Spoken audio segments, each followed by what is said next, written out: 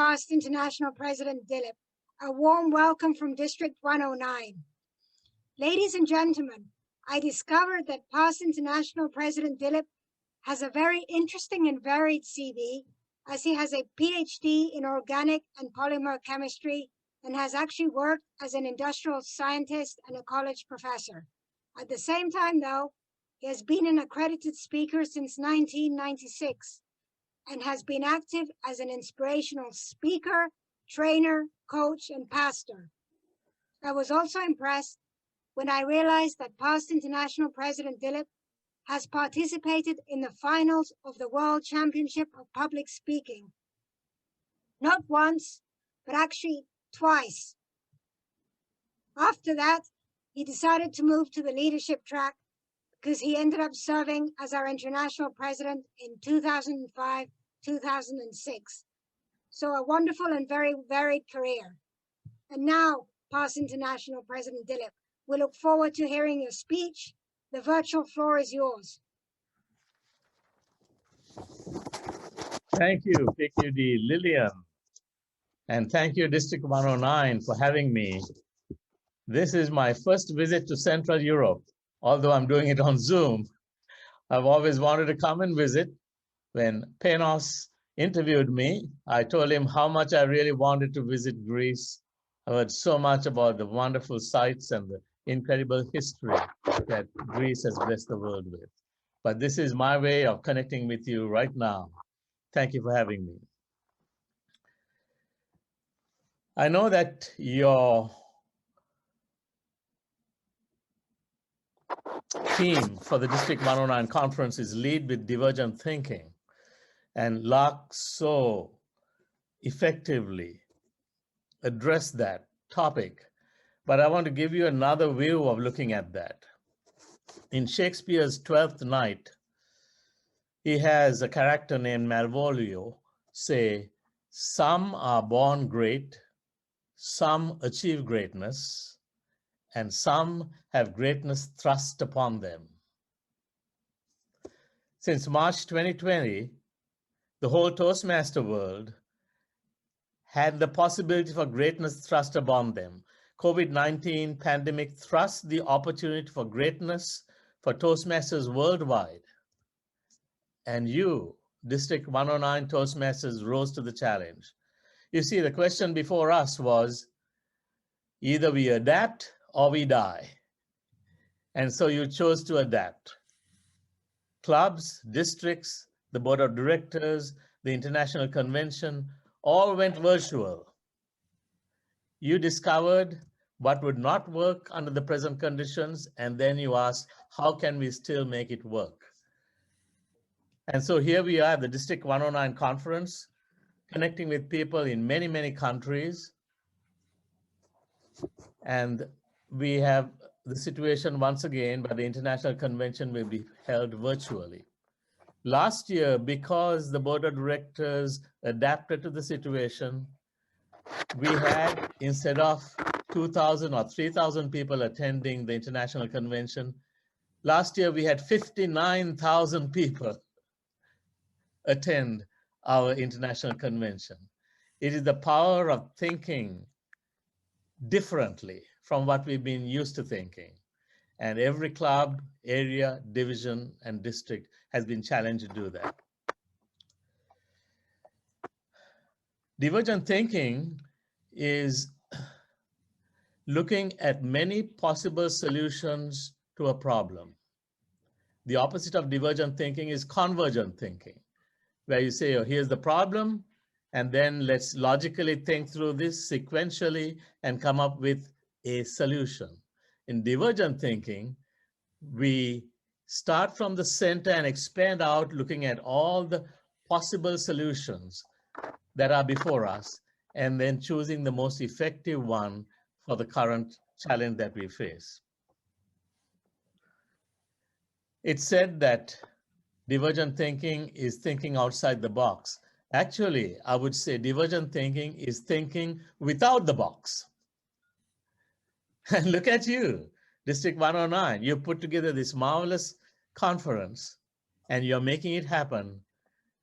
COVID-19 or not, you are achieving your goals. I put before you in this short address today 3 things to think about in divergent thinking: think, look, and act. So let's take them one at a time. Think it's possible. Think it's possible. You see, the reason many people don't think divergently is because they can focus only on one solution. And then they'll focus on the obstacles. They say, oh, this is not going to work, that is not going to work, that is not going to work. Instead of what is not going to work, you ask, what is possible? You look at the possibilities. Virtual clubs do add members. Members can achieve goals. Districts can become distinguished. And look at your Hall of Fame. These are individuals, clubs, areas, divisions, districts that has achieved incredible success despite the obstacles that were placed before you, because you were practicing possibility thinking.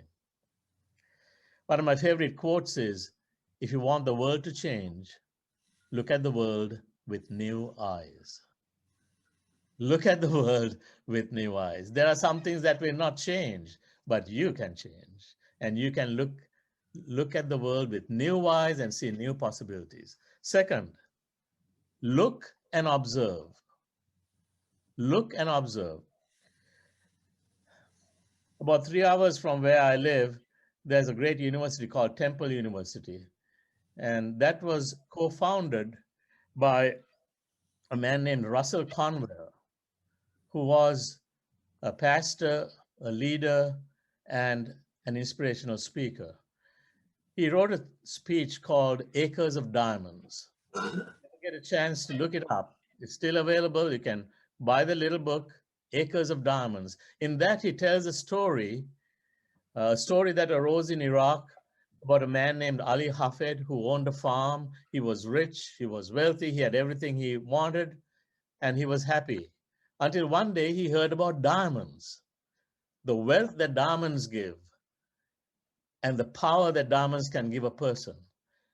And that day, he decided he was going to find diamonds for himself. We are told that he sold his farm and he moved out of that area. He went to Palestine and then on to Europe looking for diamonds. He spent the rest of his life looking for diamonds, spent all his wealth, his health was damaged, and in despair, he cast himself into the sea. Well, fortunately, that's not the end of the story, because the man who bought Ali Hafed's farm happened to be walking through the farm one day, and he was by the stream that went through the farm, and he noticed something sparkling. He picked it up. It was a gleaming stone. He had someone look at it and say, yes, what you have is a diamond. Well, this man explored further because he had looked, he had observed, and then he dug.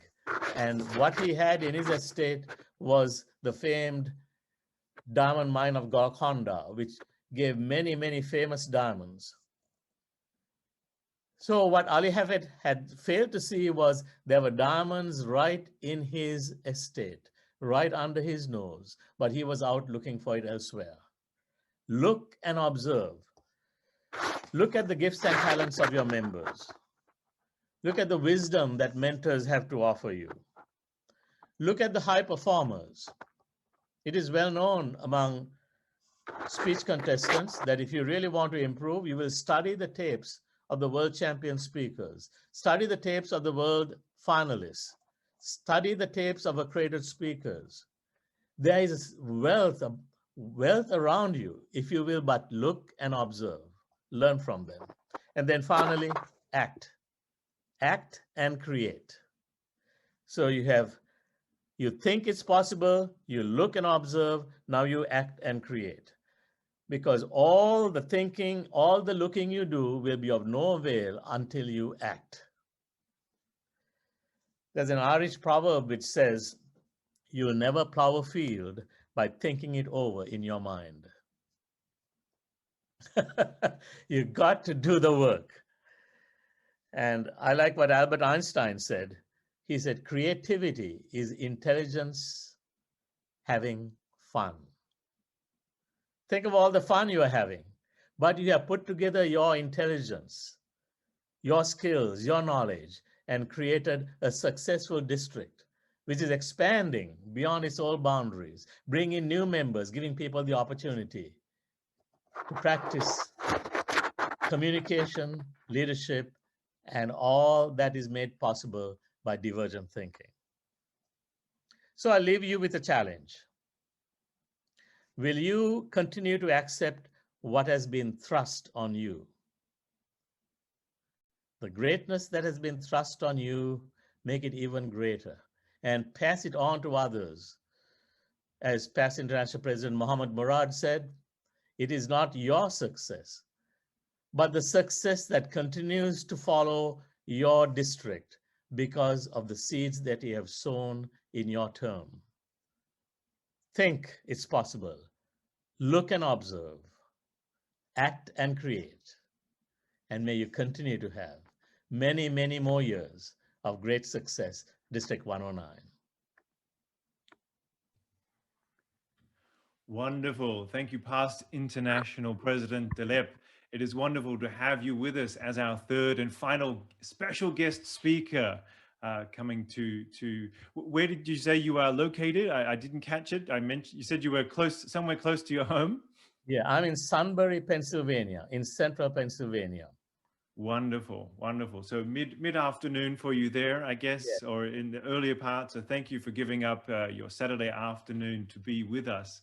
As always, ladies and gentlemen, we've put the link to questions in the chat. Past International President Dilip, would you be open to a question or two if one comes through? I will be happy to. Wonderful. I personally would like to ask you a question. Your think, look, and act. Was this something that came to you? Was it handed to you by a mentor?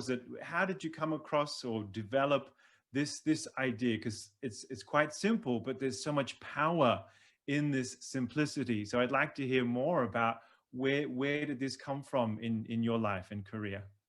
Toastmaster David Corcoran, great question. Actually, this was a speech I customized for you for District 109. I have never given this speech before. But what I did was I put myself in a quiet room and I ran through in my mind, what are the things that I see are working in this pandemic infested world? How has my club continued to succeed? How have people I know in Toastmasters continued to succeed? What are they doing? And what have I done in the past? What is in my experience that I have found to work? Because it's not just a pandemic. For example, when I joined a club in Newark, Delaware, many years ago, that club was failing. And we used the same ideas that I expounded, except I had never formulated this, of think, look, and act. And in 1 year, that club went from 8 members to 39 members, from the last in the district to the top club in the district, because we enacted all these things I talked about. We said it is possible. We will not fail, but it is possible for us to become a winning club. You see, whatever the mind thinks, then the mind starts looking for reasons why that possibility can come true. So these are things that I found that worked in my life, in my Toastmasters life, as well as elsewhere. And then we simply applied it to our Toastmasters world in the current context. Wonderful. Thank you for that question. And it sparked an interest in me as I'm involved with emotional intelligence. And we talk about feel, think, and act. And of course, there's feeling involved with emotions, but think, look, and act, and especially observe. And let's hope that Toastmasters International also thinks, looks, and acts, and is able to also see with, as you mentioned, the divergent thinking, 59,000 people last year attending the international convention. So I assume there'll be several people here tonight also attending virtually as we move forward as a community. There is a question here or a thought here. What if we reverse the order? So think, look, act. So this comes from Panos, who you've met as well. What if we reverse the order? Could the opposite of a good idea also be a good idea? Yes, it could. You see, one of the ways that I put my way through college was selling things. During the summers, I sold books door to door. And I learned more about human nature and about how to influence people in that one job, selling books door to door, than anything else. And part of it was the excellent sales training I received. And one of the tenets that we followed was, you don't have to feel good to do good. And they told us, act as if. And if you act as if sincerely enough, even though you don't feel it, if you act like it, then soon the feelings will come. In fact, we used to meet on Sunday mornings, our whole sales team, and we used to shout, jump up and shout, I feel great. I feel happy. I feel excited. Okay, you tried saying that. You try doing that. Jump up in the air and shoot your fist up in the air. You do that several times and you feel the power flowing in your body. Would you like to lead us now? Yes, yeah, we can. let's do it. Let's do it, Okay. everybody. Okay, Past Okay. President Dilip. I feel great. I feel great. I feel happy. I feel happy. I feel excited. I feel excited. Excited. Yes, you just did that one time. Do you feel the energy moving into your body? If you do that half a dozen times, soon, you'll be storming out of there saying, nothing can keep me down. All things are possible, right? So yes, Thanos, that's a great question. Sometimes you just have to act in order to make it possible. Wonderful, wonderful. And thank you for that. You see in the chat there, thank you, very motivational. Everyone's feeling energized. So maybe you're welcome anytime for more energizers throughout the rest of the conference as we go through. So ladies and gentlemen, please, again, put your hands together for our past international president, Dilip Abayasekara. Thank you. Thank you, thank you, thank you. Keep up the good work. District 109. Thank you very much for attending. It's wonderful to have had now 3 international past presidents in our midst, and wonderful that our program quality director Lillian and our district director Lorenzo have been able to secure them and lead us through this session.